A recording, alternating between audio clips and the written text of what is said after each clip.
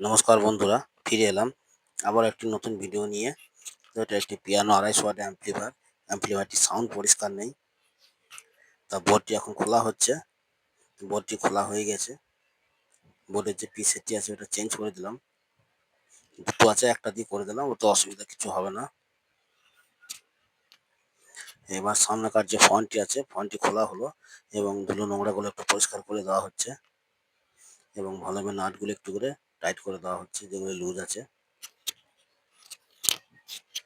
ফন্টটি সম্পূর্ণ খোলা হয়ে গেছে।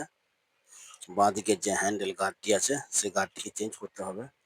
তার নতুন হ্যান্ডেল গার্ড একটা লাগানো হচ্ছে এবং ডান দিকেরটাও ভাঙা আছে, ওটাকেও নতুন লাগিয়ে দেওয়া হলো। এবার মেশিনের যে পিসিবি হোল্ডার ওটাও ভাঙা আছে, ওটাকেও আরে নতুন চেঞ্জ করা হলো। পিসিবি হোল্ডারটি লাগানো হয়ে গেছে। এবার বোর্ডটিকে ভালো করে যেখানে ছিল সেখানে টাইট করে দিতে হবে যেন নড়াচড়া না করে, এবং সামনে ফন্টটি লাগানো হয়ে গেছে।